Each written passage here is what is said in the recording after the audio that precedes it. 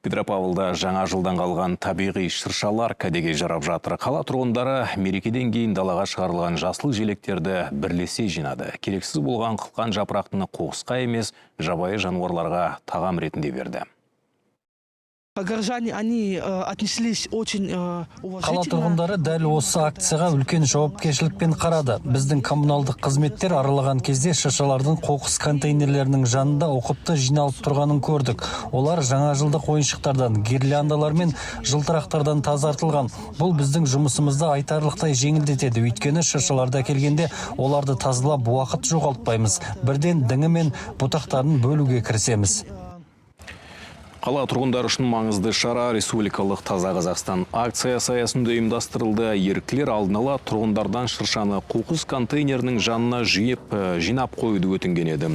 Қалалықтар бұл ұсынысты қолдай түсіп, аулаларын мерекеден кейін қажет болмай қалған жасыл желекке толтырып қойған. Ал коммуналдық қызмет ағаштарды әдеттегідей қоқыс полигонына емес, жергілікті орман шаруашылығына тегін жеткізіп берді.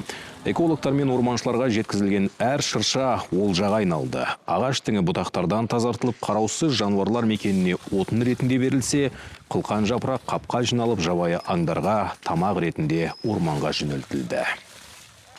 Это получается как добавка нашим животным. Бұл біздің тұяқты жануарларымызға атап айтқанда бұландар мен еліктерге жақсы азықтық қоспа болады. Сондай-ақ құр, шіл сияқты құстарға және қоян тиін секілді кеміргіштерге де пайдалы. Бұл С дәрумені мен Б тобындағы дәрумендерге, микроэлементтерге бай қоспа. Қысқы кезеңде жабайы жануарлар үшін мұның маңызы өте зор. Олар бұл азықты сүйсіне жеп, қала тұрғындарына алғыстарын айтатын болады.